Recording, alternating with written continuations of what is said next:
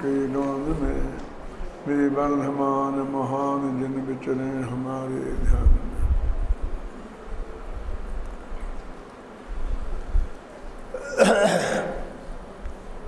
अब ये युग सार का आ गया है। सार माने होता है संक्षिप्त कथन। जो ही चीज़ पहले विस्तार से कही गई है उसे हम संक्षेप में प्रस्तुत कर दें, क्योंकि दुनिया की दौड़ बहुत तेज हो गई है। इस तेज दौड़ वाली दुनिया में लोगों के पास इतना समय नहीं है कि वे पूरा बड़े बड़े लंबे लंबे ग्रंथों को पढ़ें। बड़े बड़े ग्रंथों को देखकर उनकी हिम्मत ही नहीं होती है उन्हें हाथ लगाने की। ऐसे लोगों के लिए उन्हें उन्हीं चीज़ों में, जैसे वचनामृत जो छपे गुरुदेव श्री के, वे सब प्रवचनों में से ही निकाल के छापे गए, तो वे भी एक तरह से सारे ही थे ना, तो पूरे प्रवचन नहीं थे और उन्हीं के अंश छापे गए थे। अब फिर भी सार में सार, अब क्या करें, वो भी इतने बड़े बड़े हो गए। मैंने उदाहरण दिया था ना लक्ष्यदान कौमदी का। अपने न्याय शास्त्र में ऐसा हुआ है, ग्रंथों की टीकाएं लिखने की परंपरा से तो सारी दुनिया परिचित है कि भाई तत्वार्थ सूत्र लिखा गया तो तत्वार्थ सूत्र की टीकाएं सर्वार्थ सिद्धि, फिर राजवार्तिक, फिर श्लोक वार्तिक, ये सब लिखे गए। तो इस शैली से हम परिचित हैं। ये दूसरी शैली, ये सार वाली शैली, मोक्ष में प्रकाशक का सार, समय सार का सार, इस सार वाली शैली का उदय कहाँ से हुआ? मैं अपने विद्यार्थियों से कहता हूँ वे अपना माथा मारे, पूछूंगा नहीं। ये कोई हमने नई पैदा की है किसी ने, ऐसा नहीं है।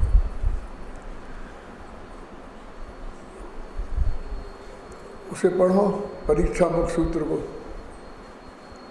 परीक्षा मुख तत्वार्थ सूत्र सिद्धांत का सूत्र ग्रंथ है और परीक्षा मुख सूत्र न्याय का सूत्र ग्रंथ है।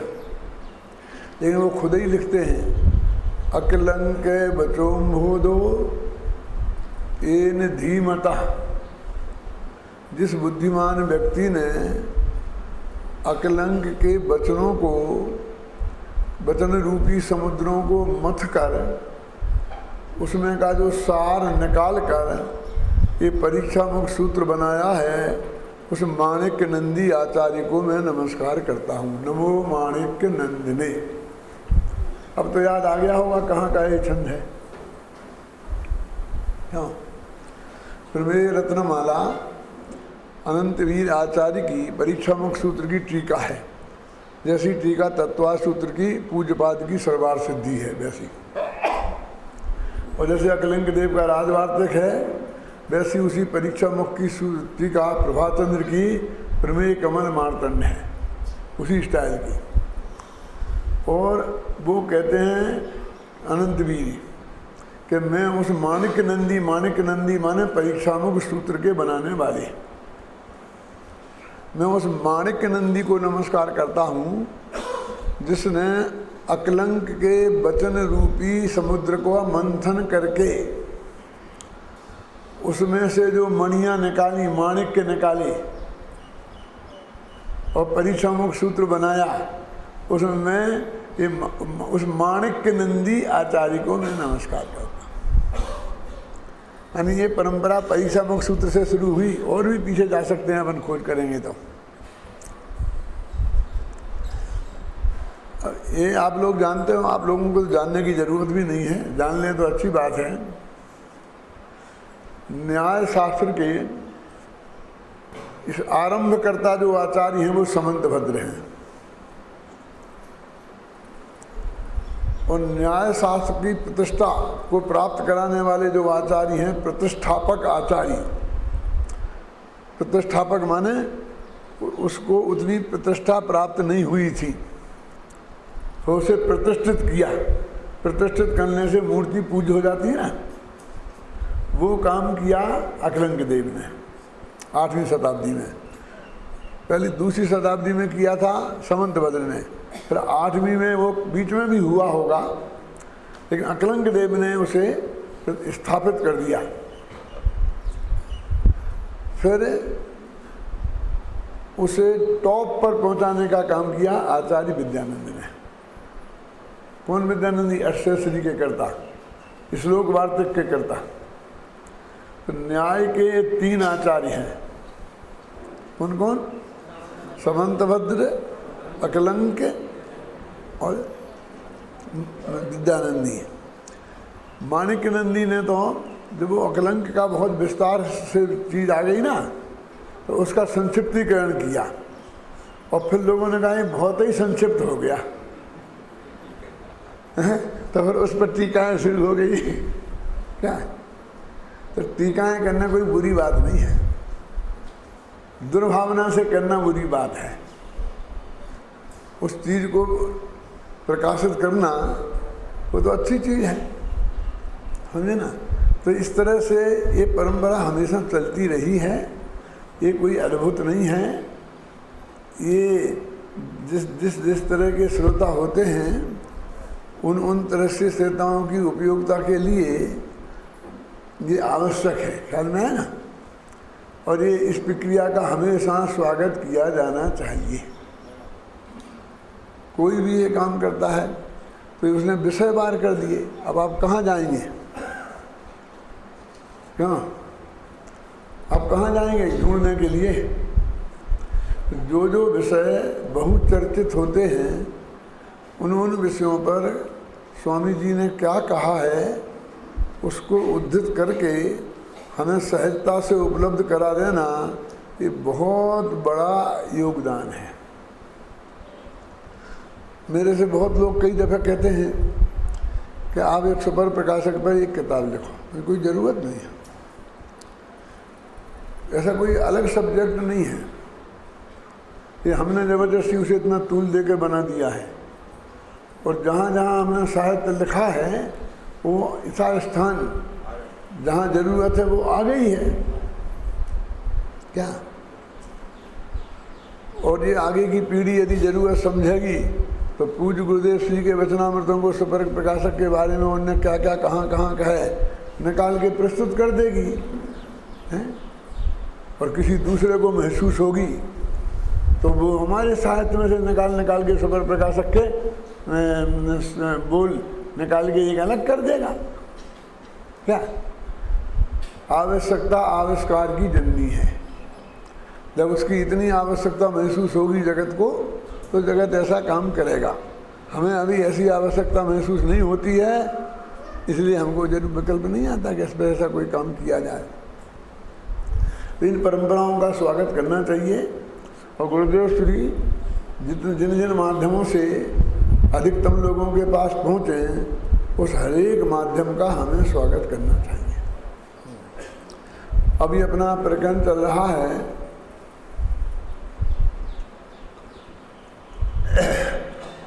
ये जो अपन पाठ करते हैं ना, कर्ता कर्म अधिकार की चर्चा शुरू की थी, तो पहले के 2 दिन में मैंने जहाँ से गाथाएं शुरू की थी, कहाँ से की थी, 84-85 हैं, तो उसके पहले की 69 गाथा से लेके वहाँ तक का सार बताया था, और फिर अपन ने आगे बात शुरू करी है।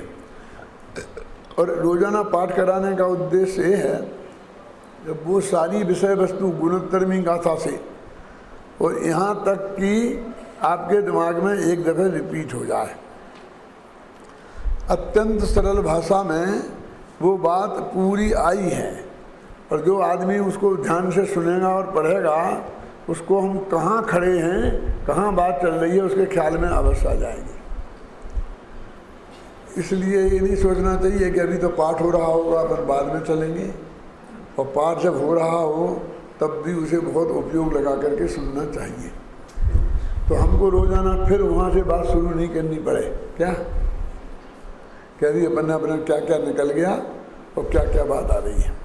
अभी अपन गाथा नंबर 89 नवासी, वो क्या बोलेंगे 79, 89वीं गाथा पर चर्चा कर रही है, जिसमें अत्यंत सरल भाषा में कहा गया है कि उपमोह इत उपयोग के परिणाम 3 अनादि से जानो उन्हें मिथ्यात्व अविरत भाव अर अज्ञान है।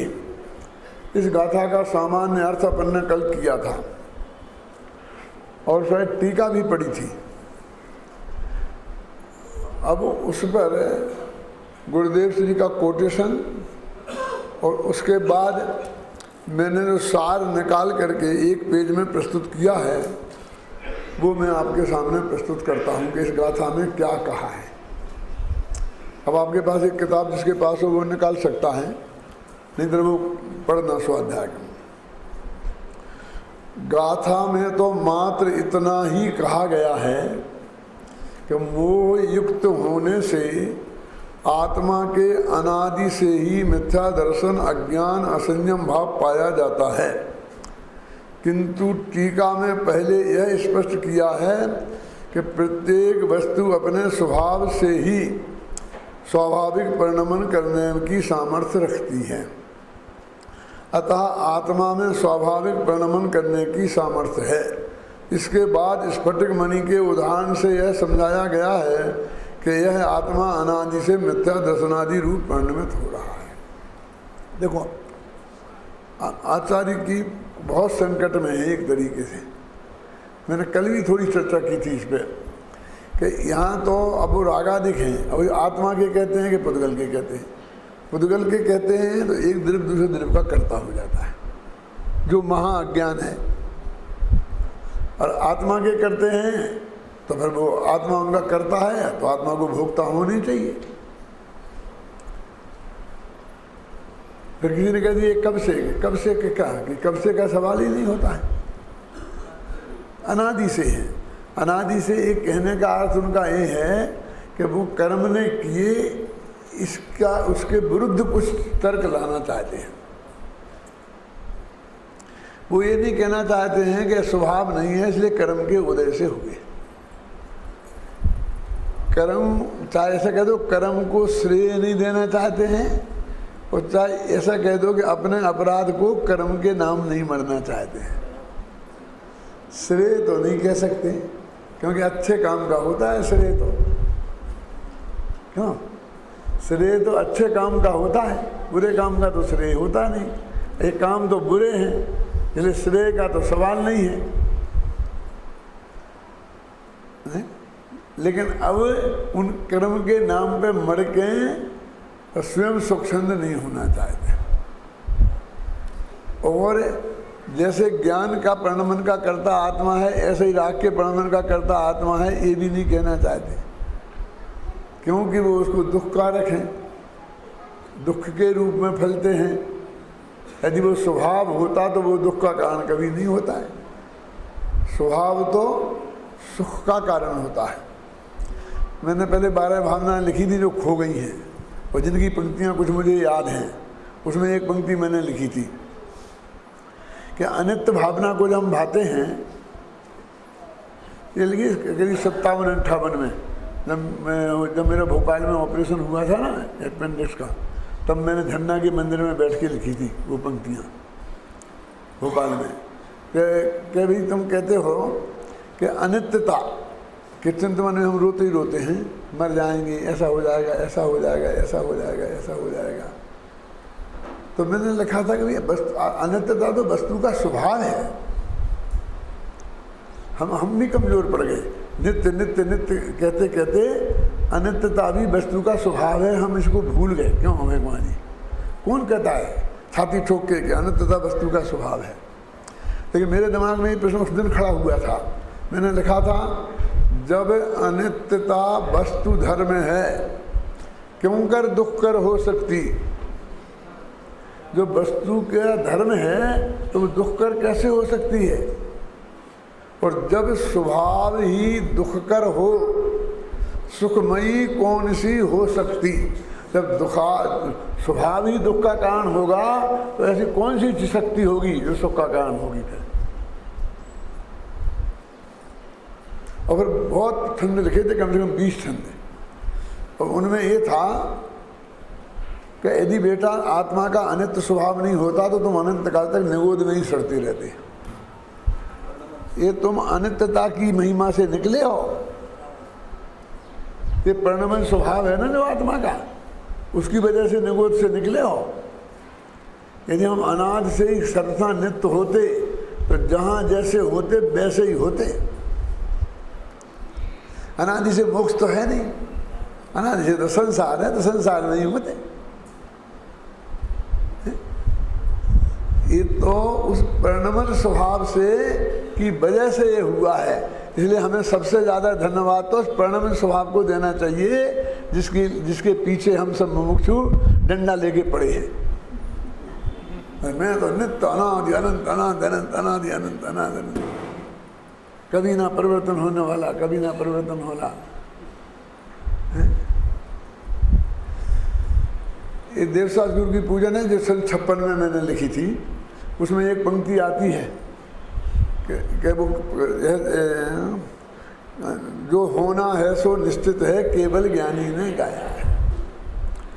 तो ये जब अपन ने उसमें रखी तो कुछ लोगों ने कहा कि साहब ये पंक्ति आप हटा दो, तो सारी समाज इसको अपना लेगी। ये पंक्ति इतनी खतरनाक है कि इससे बहुत प्रतिबंध इस पर लग जाता है, क्योंकि लोगों को ये स्वीकार नहीं है चित्त से। तो एक दफा मैंने प्रयास किया भी था, और प्रयास करने में बदले में दूसरी पंक्ति बनाई थी अध्यात्म। वो कौन सी है, याद है? ये जगत स्वयं परिणमनशील केवल ज्ञानी ने गाया। ये जगत स्वयं परिणमनशील केवल ज्ञानी ने गाया है। ये जगत तो परिणमनशील है, ये बदलता नहीं है, ऐसा केवल ज्ञानी ने गाया है, नहीं लिखा था।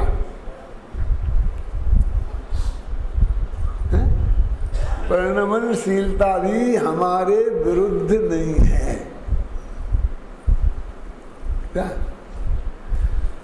अब ये उन रागादिक का कर्ता कौन है? सुरेश, अब यहाँ पर आचार्य ये कहना चाहते हैं कि आत्मा है, इसलिए संकट खड़ा हो रहा है और मुमुक्षुओं को भी हो रहा है कि हम तो ये बिल्कुल इनका करता नहीं है, करता नहीं है। और शुरू से ही प्रतिज्ञा करे आए हैं, कौन सी? एको करता चिदेह में कर्म को पादयोमी इत्यज्ञानाम समितिमभिता करती कर्म प्रवृत्ति। मंगलाचरण का कलश, एक आत्मा है कर्ता और क्रोधादिक मेरे कर्म हैं अज्ञानियों की, अनादिकाल की ये अज्ञानमय प्रवृत्ति है। कर्ता कर्म की प्रवृत्ति अनादिकाल से है, ये अज्ञान है अज्ञानियों की। अज्ञानम माने ज्ञानियों की नहीं है। ज्ञानियों के जो राग आदि होते हैं उनका कर्ता आत्मा नहीं होता है, कर्ता होता नहीं। मगर आचार्य गुरुदेव की भाषा कहेंगे कर्ता बनता नहीं है। अच्छा हम कर रहे हैं और हम बने नहीं, बस खत्म। हमने तुम्हें एक चांटा मारा और कहेंगे हम तुमको चांटा मारने की क्रिया के करता नहीं। क्यों? तो हम उसकी सजा से बच जाएंगे। तो वो कहते हैं जिनका अकर्ता हम कह रहे हैं वे रागादि उसके हैं ही नहीं, और जिन रागादि का कर्ता वो है, उन जिन रागादि रूप वो परिणमित होता है श्रद्धा की दृष्टि में, वो उसको हम गिनते ही नहीं कि कुछ होगा। ये गिनते नहीं का क्या मतलब है? आप लोग गेहूं खरीद के और फिर स्टोर में रख देते हैं, और फिर भाव बढ़ते हैं तो जब अच्छा भाव मिलता है तब बेचते हैं। क्यों सुरेश जी, आप यही करते हैं ना? तो मैं पूछता हूँ कि जब उसने स्टोर रूम में आपने रखी, मुनाफा तो जब होगा तब होगा, लेकिन आज से ही घाटा शुरू हो गया। ये कोई नहीं, ये व्यापारियों की समझ में नहीं आएगा। वो पंडित हुकुमचंद को बुलाना पड़ेगा। उसी दिन से उस वेयर हाउस का किराया शुरू हो गया। क्यों?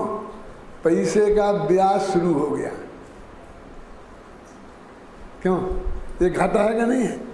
और उसी वक्त उससे क्या रोजाना चूहे जा जाकर उसमें से अनाज खाते हैं तो एक्चुअल दाने भी कम हो रहे हैं। तो ये घाटे का ही काम है। असलियत में तो उतने दाने चूहे खा गए, वो अनाज कम हो ही गया। वो ब्याज में आज तुम नहीं गिनो तो भी, क्यों? तो भी हमें तो मुनाफा हुआ, क्योंकि इसको हम घाटा में गिनते ही नहीं।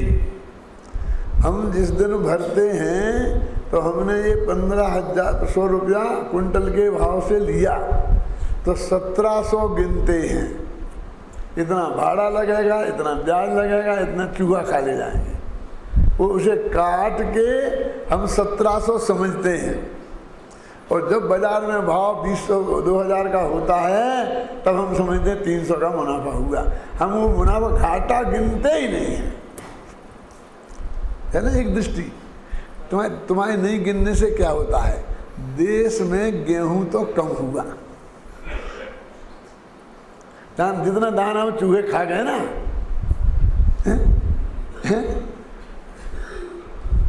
उतना गेहूं कम हुआ क्या नहीं हुआ? तो जैसे लोक में भी उस घाटे को घाटा नहीं गिना जाता, वो तो प्रोसीजर है, वो तो हो गई, उससे हम बच ही नहीं सकते। आज खरीदें और आज ही बेचें तो गारंटी से घाटे में जाने वाला है क्या नहीं? ऐसे ही आचार्य कहते हैं कि हम श्रद्धा व्यापारी है। वो जो चारित्र मोह संबंधी राग फाग होता है वो उतना है जितना चूहा गेहूं खा जाते हैं। वो चूहों के खाने से देश में कंगाली नहीं आती, तो चूहों के खाने की वजह से देश में भुखमरी नहीं फैलती। वे तो हर साल ही खाते हैं, उसकी कीमत उतनी है जिसे हम गिनते नहीं हैं। ये तो मैंने फाइनल रिजल्ट आपको बता दिया। आचार्य तो धीरे धीरे वहाँ पहुँचना चाहते हैं। अब वो आचार्य यहाँ कहते हैं भैया कि मिथ्यात्व, अज्ञान और असंयम, 3 नाम दिए उनने उनके। मिथ्यात्व, अज्ञान और असंयम। उनने मिथ्यात्व और मिथ्या ज्ञान और मिथ्याचारित नहीं कहा। तो मिथ्यात्व में मिथ्या आ गया ना तीनों। तो कहते 3 परिणाम हैं मोहयुक्तस्य। मोहयुक्तस्य माने दर्शन मोह से युक्त। क्या? दर्शन मोह से युक्त ये जो 3 परिणाम हैं, श्रद्धा, ज्ञान और चारित्र के, ये अनादि से ही इस जीव को हैं। ये नहीं कहा कि ये मिथ्यात्व कर्म के उदय से हुए हैं। इसके पीछे क्या रहस्य है कि है जहाँ वे पहुँचना चाहते हैं ये कहेंगे तो वहाँ नहीं पहुँच पाएंगे। हम डॉक्टरों से पूछते हैं कि डॉक्टर साहब ये जो हमको जो हार्ट की बीमारी भई है तो ये बीमारी हुई कौन सी गलती से है? तो हमें किसी डॉक्टर ने ये नहीं कहा कि तुमने बहुत घी खाया, ये नहीं कहा कि तुमने मीठा खाया, ये नहीं कहा कि तुमने बहुत दौड़ धूप करी, ये नहीं कहा कि तुमने बहुत चिंता करी। तुमको कहा होगा, हमको नहीं कहा। तो आप क्यों पूछते हैं? बस हो गया, हमने दवाई बता दी, इलाज बता दिए, करो, झगड़ा खत्म।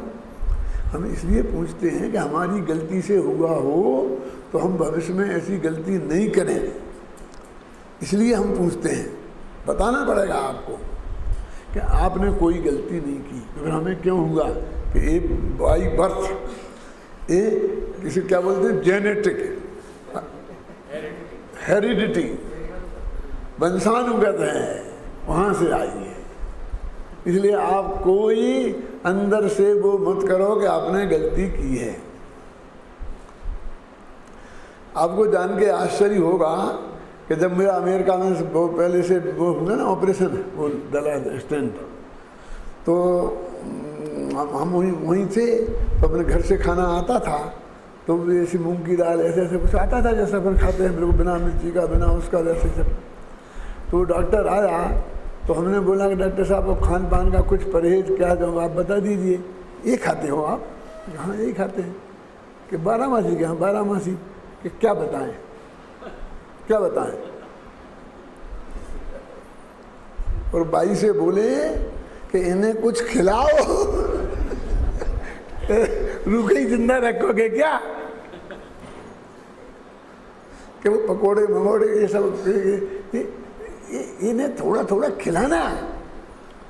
वो अरविंद भाई मेहता ने कहा, ये जो मंदिर है ना, श्वेतांबर मंदिर यहाँ विरायतन में, ये उनने बनाया है, उनके पिताजी वगैरह का योगदान है उसमें।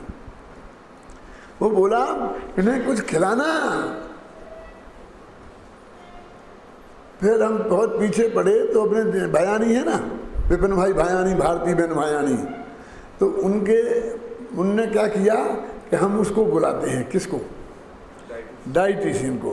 तो उनने डाइटिशियन को बुलाया। वो डाइटिशियन को बुला करके हमारी डाइट नक्की कराई, कितना खा सकते, क्या क्या खा सकते। तो जो उनने हमें लिस्ट बना के दी, मैंने कहा हमारा बाप 3 लोग में नहीं खा सकता इतना, 3 दिन में हम इतना नहीं खा सकते, सच बोला।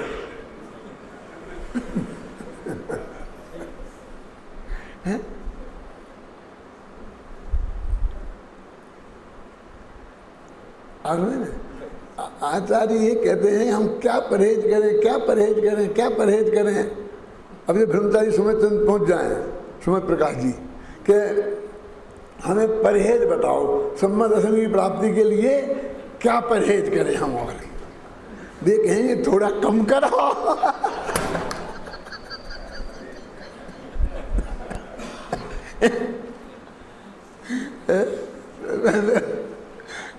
तो जो उसकी भूमिका में होता है उतना तो तुम करते ही हो, अब हम तुमको और क्या कहें।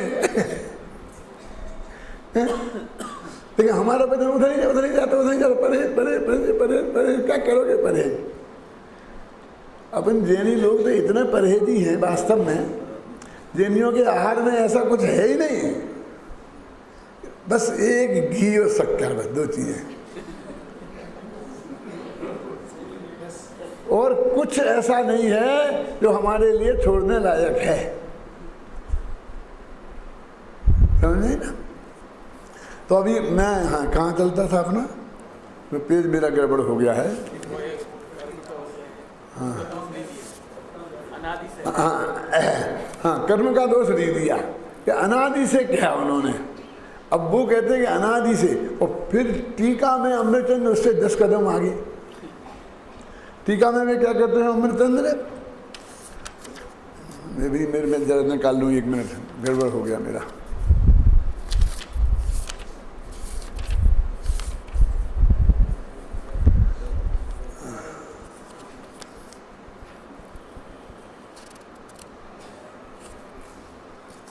हाँ, अमृतचंद्र क्या कहते हैं, सुनो, के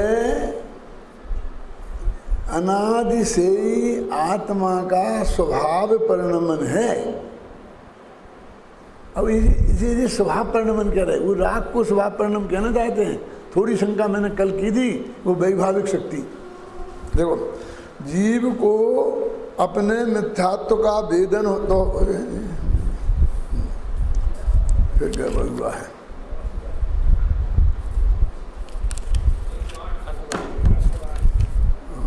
एक सवाल क्या, गाथा में तो मात्र इतना ही कहा गया है कि मोह युक्त होने से आत्मा के अनादि से मिथ्या दर्शन, अज्ञान और संयम भाव पाया जाता है, किंतु टीका में पहले यह स्पष्ट किया है कि प्रत्येक वस्तु अपने स्वभाव से ही स्वाभाविक परिणमन करने की सामर्थ्य रखती है।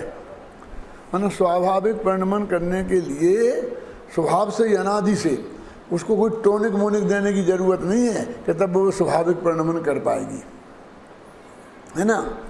अतः आत्मा में भी स्वाभाविक परिणमन करने की सामर्थ्य है।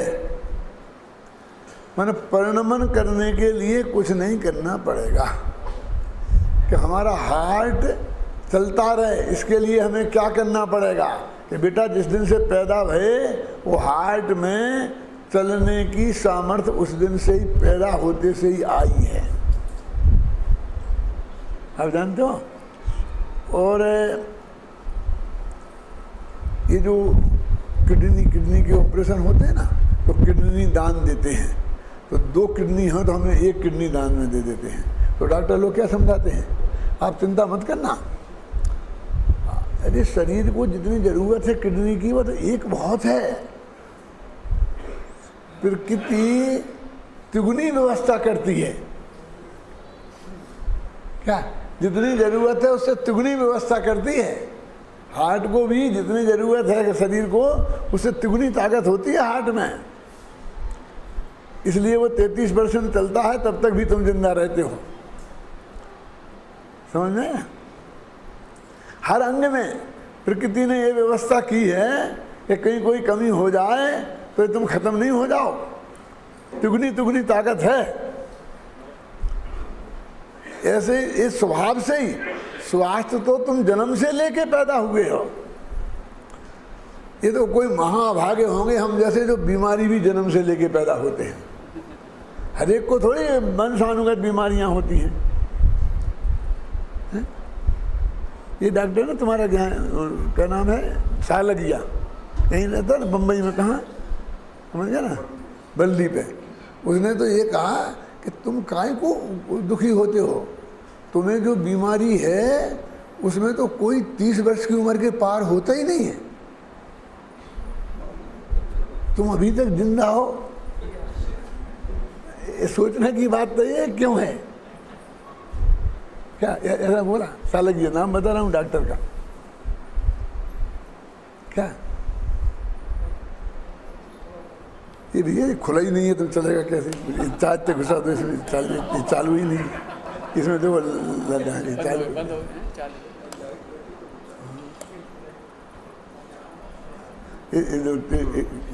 उठ गया, हमें तो गया दिखता है, लाइट बंद चलेगी, ये गड़बड़ है इसका कनेक्शन है। जो भी हुआ हो देख लेना, अभी तो सुनो शांति से, नहीं गायब है।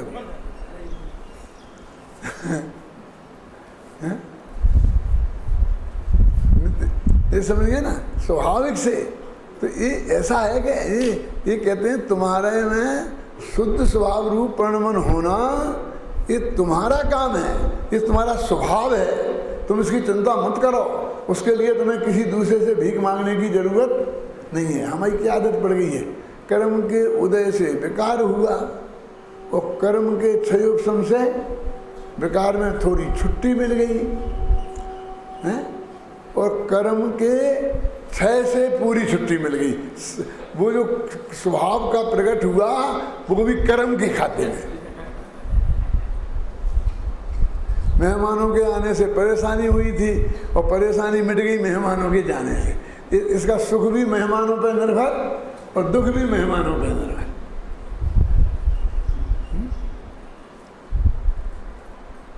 ऐसा है ना, इसलिए नियम सार में क्षायक भाव को भी विभाव कहा है, फिर इसी तर्क में, क्योंकि उसमें निमित्ताधीनता है। कर्म गया तो कर्म गया तो कर्म गया तो, वो भी कर्म से, एक कर्म के आने से और एक कर्म के जाने से, तेरे से कुछ नहीं हुआ। यहाँ ये कह रहा है कि कर्म के जाने से केवल ज्ञान नहीं हुआ और कर्म के आने से राग नहीं हुआ। राग रूप प्रणमन होने की तेरे में विभाव स्वभाव नाम की एक शक्ति है, ये पर्यायगत स्वभाव है। ये बहुत कठिन बात है, सब जगह है, आगम में है, गुरुदेव श्री ने रखा है। कौन मेरी बात समझ गए ना? जिस प्रकार आप देखो, एक उदाहरण से समझाते हैं। जिस प्रकार स्फटिक मणि स्वभाव से ही अत्यंत निर्मल है। अब हमारी दुनिया में कपड़ा ये स्वभाव से ही निर्मल है ना, और इसे साफ करना हो तो क्या करो, साबुन लगाओ, क्या करना हो साबुन लगाओ। अरे साफ तो है ही वो स्वभाव से, साबुन लगाओ क्यों कहते हो, मैल हटाओ कहो ना।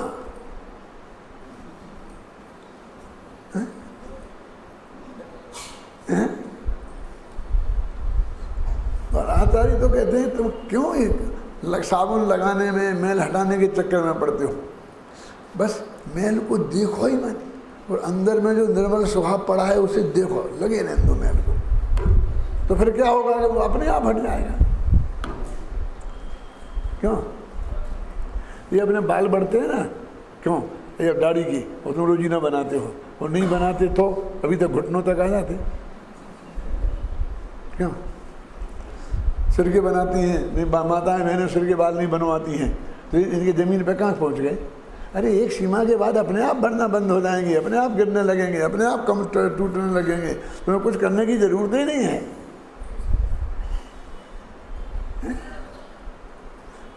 कोई के बाल जमीन पे छूने वाले नहीं हैं।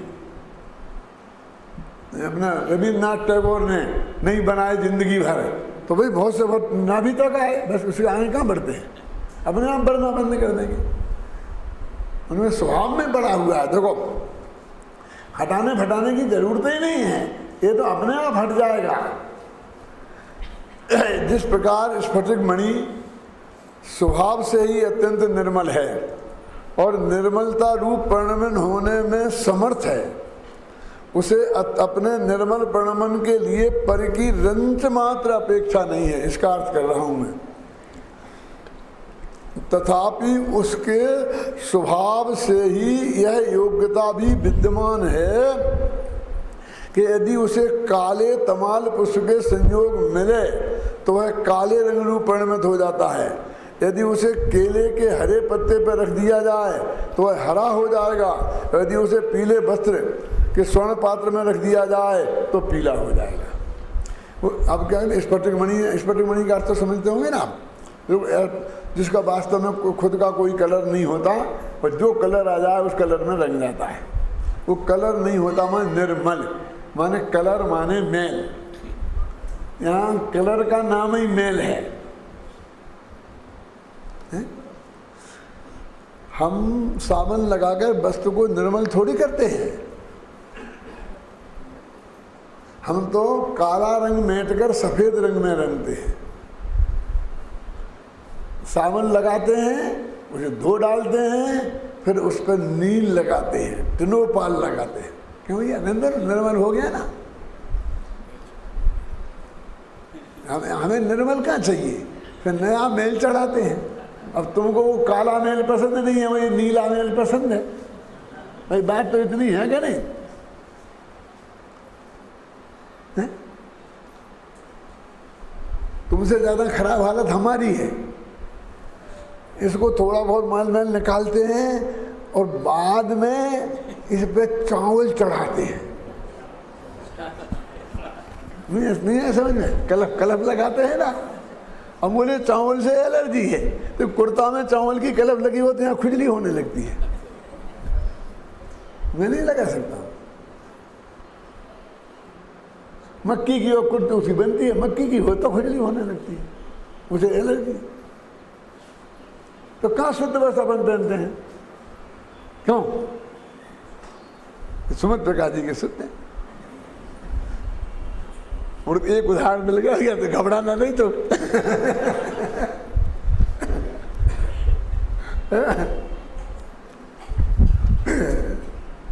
देखो देखो क्या कहते हैं, जिस प्रकार वो स्फटिक मणि स्वभाव से शुद्ध है, अब उस पर सोने के पत्र पर रख दो तो सुनहरा दिखता है, तमाल पुष्प की डांक लगा दो तो काला दिखता है, और दूसरा क्या है,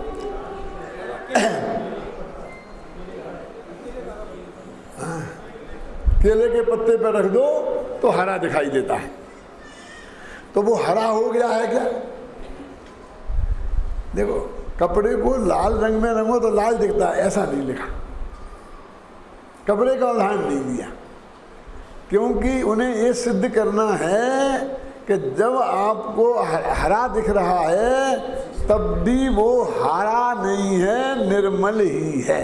हरे मेल, हरा माने मेल, काला माने मेल, सुनहरी माने मेल, और निर्मल उसके विरुद्ध है। तो वो हम ऐसा उठा के बता देंगे, ऐसा देखो देखो निर्मल है ना, तो ये रखा, अब ऐसा दिखने लग गया, अब ये रखा। हम बार बार दिखा सकते हैं ना उठा उठा करके। एक रंग को कपड़े में से ऐसा बार बार हम नहीं कर सकते। इसलिए उदाहरण हमने स्फटिक का दिया। लेकिन कपड़े की वही हालत है कि कपड़ा सफ़ेद और लाल रंग, तो जब वो लाल रंग में रंगा कपड़ा है तब भी कपड़ा तो सफ़ेद ही है। जैसे स्फटिक मणि सुनहरी नहीं हुआ, काला नहीं हुआ। कब? जब वो सुनहरी और काला दिख रहा है तब। वो तो उसमें उसको ऐसा झलकाने की का स्वभाव है। ऐसे ही आत्मा राजरूप हुआ ही नहीं है।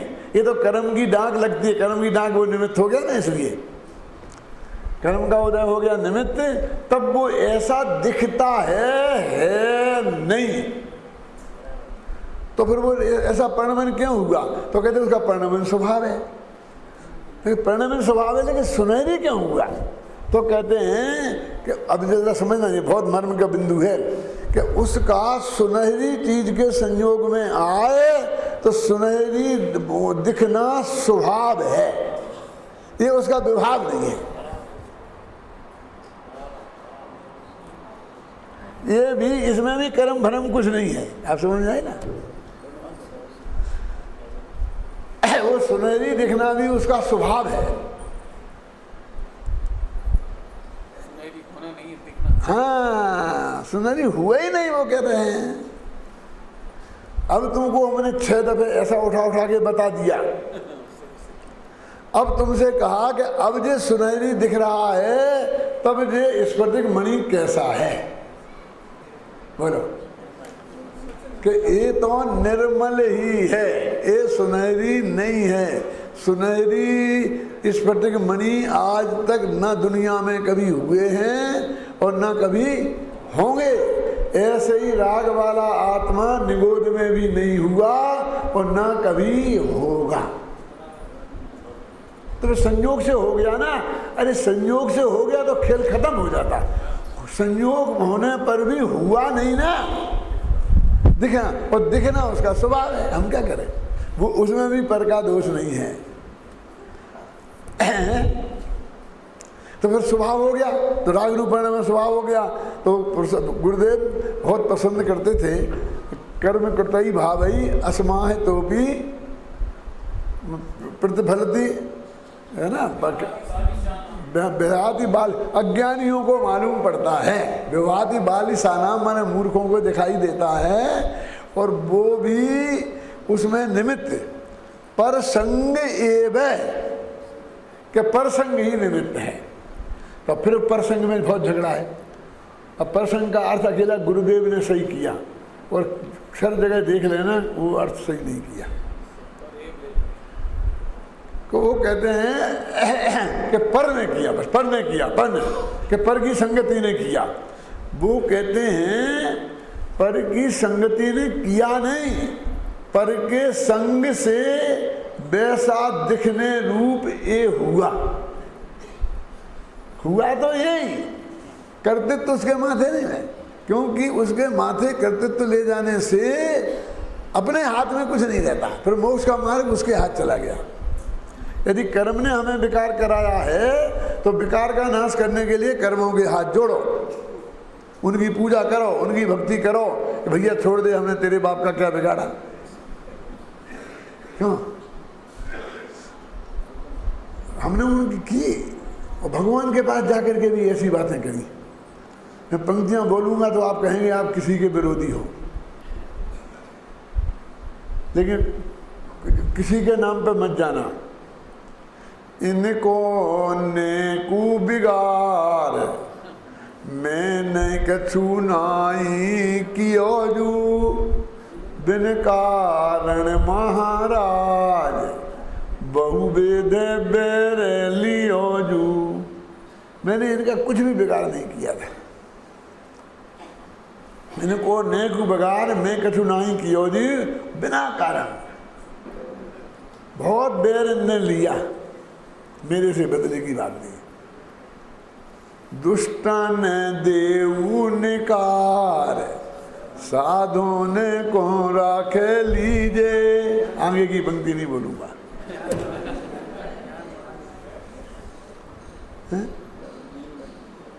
बोलना है, सुनो।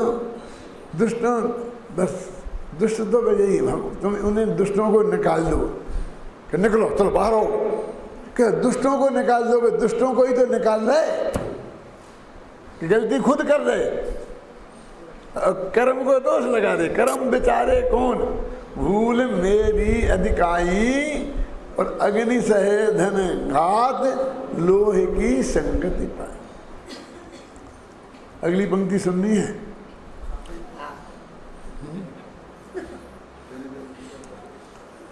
बिन बे भूधर दास, हे प्रभु ढील न कीजे।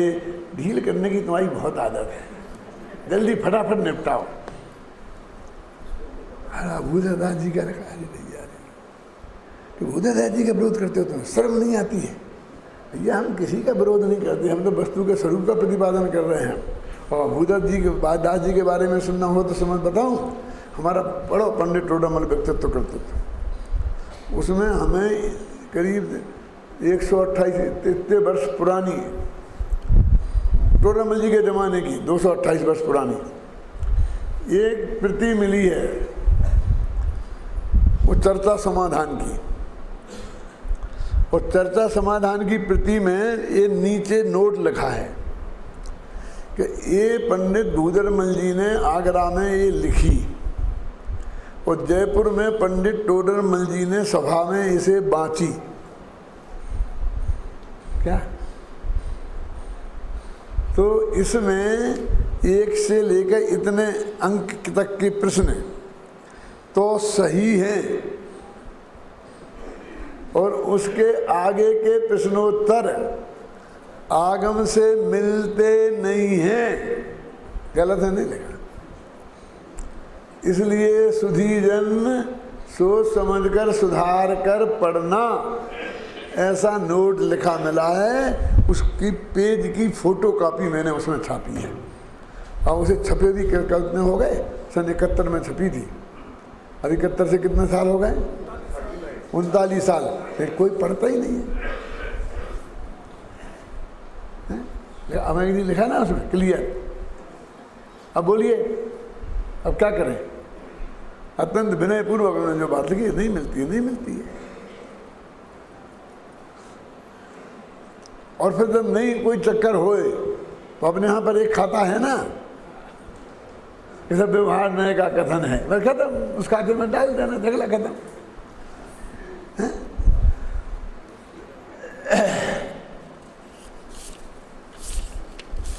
देखो आगे बढ़ते हैं। उसी प्रकार यह भगवान आत्मा स्वभाव से ही अत्यंत निर्मल है, निर्विकारी है, शुद्ध बुद्ध है, निरंजन है, निराकार है और अपने स्वभाव रूप परिणमित होने में पूर्ण समर्थ है। तथापि अनादि से ही अन्य वस्तुभूत जड़ मिथ्यात्वादि कर्मों के संयोग से एक अन्य वस्तुभूत आत्मा का उपयोग भी मिथ्यात्वादि विकारी भावों रूप परिणमित हो रहा है। ये वर्तमान की परिस्थिति है। अब यहाँ एक बात ध्यान देने योग्य है कि जिस प्रकार स्फटिक मणि का काले हरे पीले रंग रूप परिणमन उसका स्वाभाविक परिणमन नहीं है, औपाधिक भाव है, क्षणिक भाव है, उक्त विकृत परिणमन का स्फटिक मणि के भीतर प्रवेश भी नहीं है, उसी प्रकार यह मिथ्यात्वादि रूप परिणमन भी आत्मा का स्वाभाविक परिणमन नहीं है, औपाधिक भाव है, क्षणिक है। उक्त विकारों का आत्म स्वभाव के भीतर प्रवेश ही संभव नहीं। कहाँ? आत्मा में, आत्म स्वभाव में। इतना सब कुछ होने पर भी स्वभाव में प्रवेश संभव नहीं है। वर्तमान क्षणिक अवस्था में तो वह स्फटिक मणि रंग बिरंगा हो ही गया है। उसी प्रकार स्वभाव से शुद्ध बुद्ध भी यह आत्मा क्षणिक अवस्था में तो मिथ्यात्वादि भावों रूप हो ही गया है। इस बात इस गाथा में कह रहे। देखो आगे उक्त संपूर्ण कथन का तात्पर्य यह है कि आत्मा का परसंग से मिथ्यात्वादि विकारी भावों रूप परिणमन होना पर्यायगत स्वभाव है, दो तरह की योग्यता होती है, एक पर्यायगत योग्यता और एक त्रिकालीय योग्यता। समझे ना? है पर्यायगत स्वभाव है और यह परिणमन अनादि से हो रहा है। इसका परिणमन अनादि से है, इस कारण इनका अभाव नहीं हो सकता, ऐसी बात नहीं है। अब तुम घबराओगे अनादि से, भैया अनादि से हमें बहुत डर लगता है, ये तो बहुत पुरानी बीमारी है, तुम्हारी जड़ से बीमारी है, ये तो हमारे पैतृक की है, माँ बाप को थी वहाँ से आई है, अब इसमें कुछ नहीं हो सकता है। हम ये कहें कि अब हमने कोई गलती नहीं की, कोई बीमारी हो गई हो जन्म से ही है, तो चलो भैया तो नहीं इधर बैठो, अनादि से है लेकिन ठीक हो सकती है।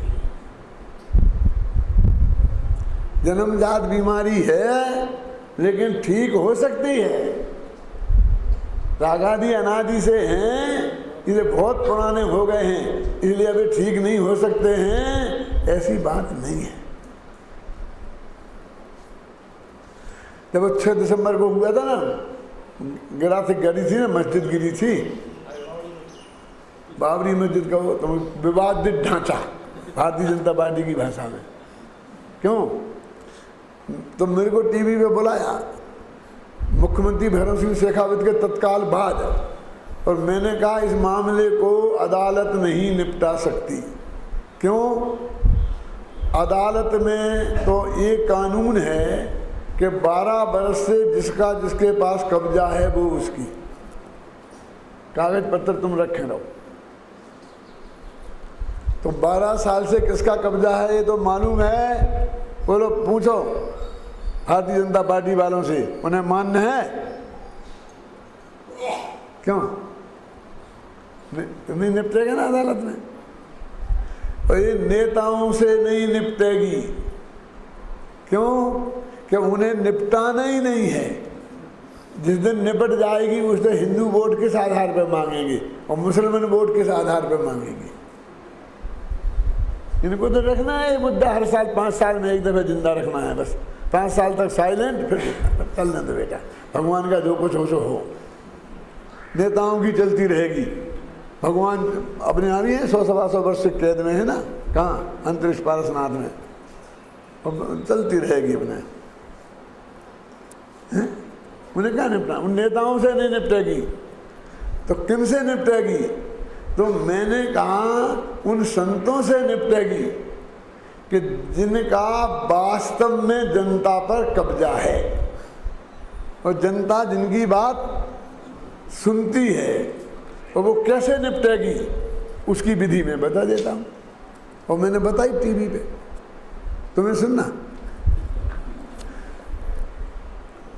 हमारे शास्त्रों में लिखी है कि अयोध्या 72 वो क्या बोलते हैं अपने, योजन चौड़ी, और कितनी थी ऐसे, इतनी लंबी चौड़ी थी, 12 योजन लंबी और 9 योजन चौड़ी, जो 72 मील चौड़ी और 96 मील लंबी होती है। तो कितनी लंबी चौड़ी थी। इसमें मैंने कहा कौन माई का लाल कह सकता है कि राम का जन्म यहाँ पैदा हुए थे, एक कौशल्या के अलावा और कौन बता सकता है कि इस जगह जहाँ मंदिर बना है यहीं पैदा हुए। अयोध्या तो इतनी लंबी चौड़ी है, तो काय को झगड़ना। और राम के राज्य में राक्षस भी रहते थे जो उनके परम शत्रु थे, उन्हें जीत के आए थे, लेकिन सारे लंकावादियों को उन्होंने इस देश में से निकाल के बाहर नहीं किया था। क्यों? उन राम के राज्य में रहते थे कि नहीं? कि तो मुसलमानों को निकाला जा सकता है इस देश में? ज़्यादा हल्ला गुल्ला करोगे तो नया पाकिस्तान बनेगा। एक कहीं बहुत बढ़िया मंदिर बना लो, कहीं भी बढ़िया जगह चुन के, और एक कहीं बहुत बढ़िया मस्जिद बना दो, बहुत बढ़िया, दोनों जने मिलके क्या, और वहाँ पर एक बहुत बढ़िया कॉलेज बना दो जिसमें हिंदू मुसलमान की सबकी लड़कियाँ लड़के पढ़ें। ये उपाय है, लेकिन ये साधु महात्मा जिनके हाथ में जनता है ये कर सकती है, क्योंकि ना इन्हें वोट चाहिए और ना इन्हें कानून की किताब देखना है। क्या समझ में आया कि नहीं आया? अरे भाई कैसे निपटेगी? ये वस्तु का स्वरूप आत्मा में क्या है, राग है कि नहीं है, कि घबराने की जरूरत नहीं है। क्या पढ़ रहा था मैं? इतना सब कुछ होने पर भी ये नहीं, इसका परिणमन अनादि से है, इस कारण अभाव नहीं हो सकता, ऐसी बात नहीं, क्योंकि अनंत आत्माओं ने इनका अभाव कर सिद्ध पद प्राप्त किया है और भविष्य में भी अनंत जीव सिद्ध पद प्राप्त करेंगे। अतः चिंता करने की कोई बात नहीं है, किंतु सजग होकर आत्मोन्मुखी पुरुषार्थ करने की आवश्यकता अवश्य है।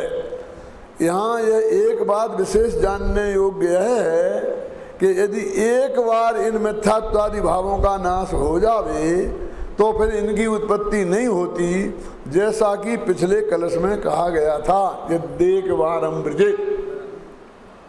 इसलिए चिंता की बात नहीं है कि हम बार बार नाश करेंगे और फिर बार बार ये पैदा हो जाएंगे। एक बार जलमूल से गया तो फिर अनंत काल तक तुम अनंत निश्चिंत होकर अनंत सुख भोगना रही है। अनंता अनंत काल यथा तथा शिव।